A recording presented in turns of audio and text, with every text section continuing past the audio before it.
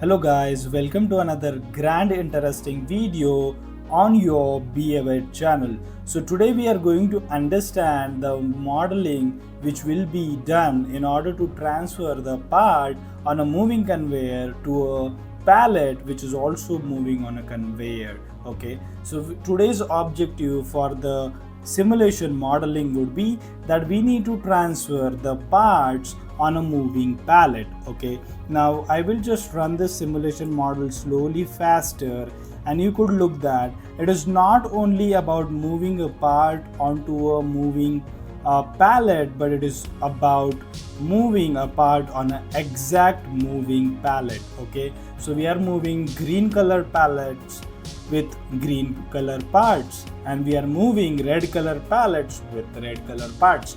So if you see, most of our pallets are moving empty onto the conveyor.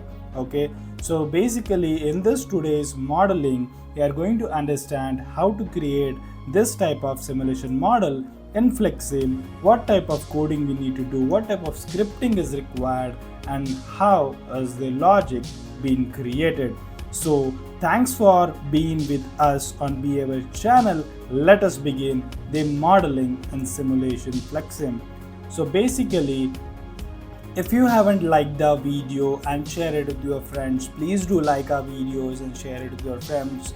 Do not forget to comment your queries, support required, and answers into our email ID behaviorchannelyt@gmail.com. You can also reach us out from our website beawarechannel.com.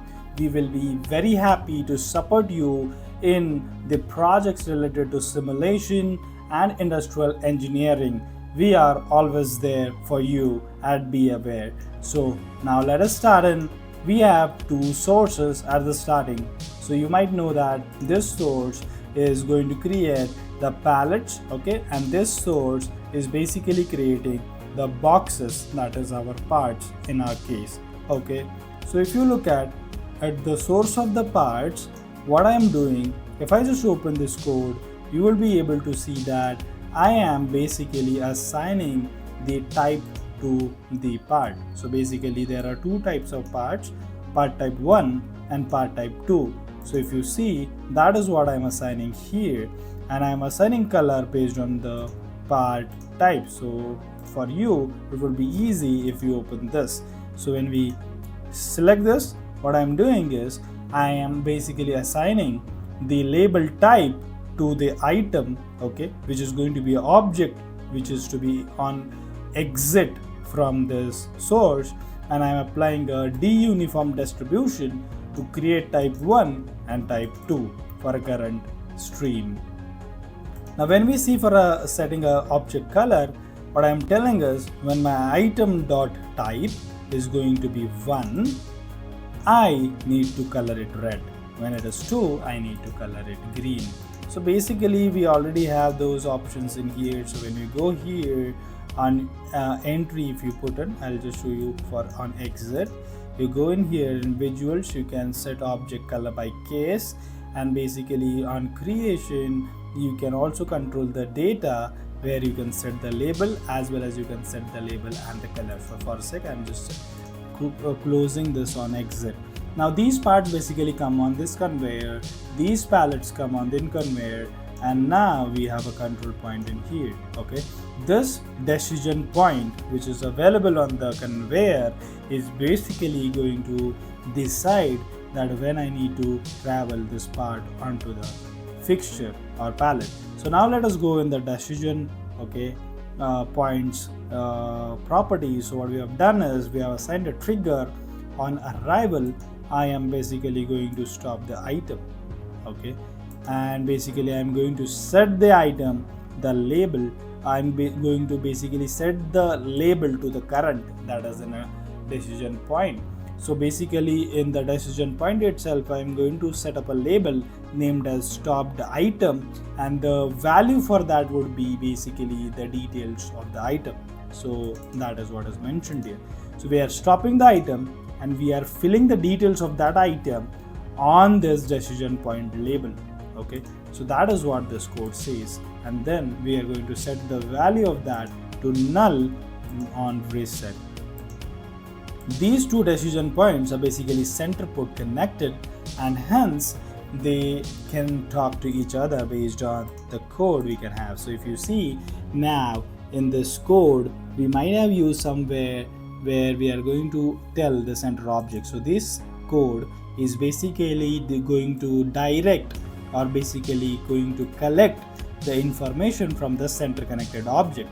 Okay, so what we are telling that we are going to basically get the label, okay, which we just assigned to this decision point as stopped item.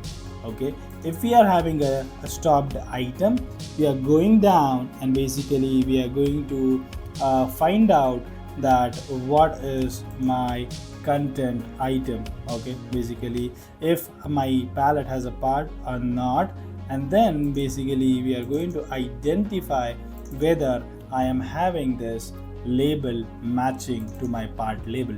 So my palette label is here, item.type, and my part label is here, which is from the tree node.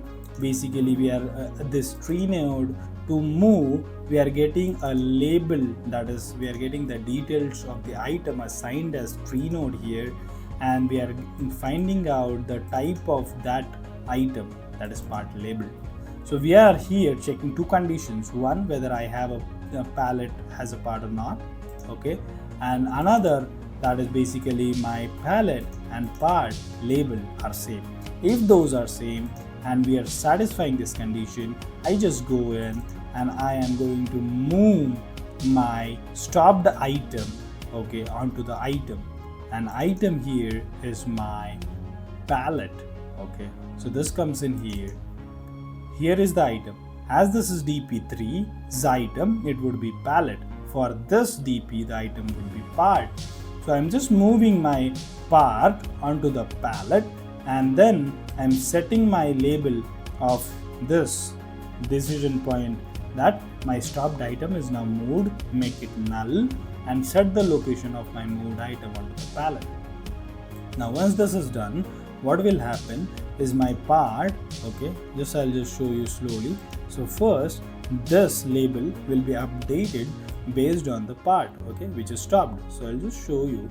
See, it is stopped. So this label has a value of the part, okay, and this decision point is going to then check whether my palette and the part are having the same type of label and my palette is empty.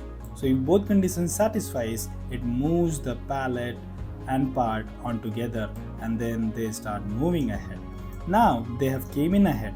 Now we need to unload these parts at this decision point. How are we going to do that? So let us stop the model. And now when I go in here I have assigned a code on arrival to the decision point. What I'm telling that is that if my item, now as you remember, whichever decision point is there, whichever part is going to come on the decision point, that is going to be its item. So for us, the item would be the palette with the part. So what we are going to say, so the item for us, would be basically the palette. So we are going to find out that whether my palette has a part. It is going to be item.subnode.length is greater than 0. So if that is there, I am going to unload the part. So this code executes only if my palette is full with the part. Then what I'm telling is that I am telling him to basically select a tree node as a destination, that is entry transfer this one, and then I'm moving my first item in a subnode basically to the object that exists destination. So basically I'm moving my first subnode of the palette to my entry transfer on the conveyor. This is what it means. So basically this code, if you copy paste, you can transfer your part. So the destination basically is present here. So if you change the destination, this destination, if you change, it will directly move the part onto that destination. So this is what the code plays, and this is how the code runs. So basically I'll just run this faster so you will be able to see this is how my model looks like. And let us try something unique. So I'm changing the source from exponential to every 1 second. Let us have a part available. So you can see that most of the palettes should go filled no. still it is not going to happen because we have a constraint of basically assigning every part to a correct palette. So let us know how this video was for you. If you have any queries, reach us out and we will be helping you out. Let us know how this video was for you. Was it informative? And if you have learned even a little of about Flexsim simulation, please give us a thumbs up. Share this video with your friends and do not forget to comment our videos. It really helps us and motivates us to bring a lot of interesting, exciting educational content just for you. And this is 3D modeling at beawarechannel. So let us meet in another interesting video. Till then, take care. Bye bye.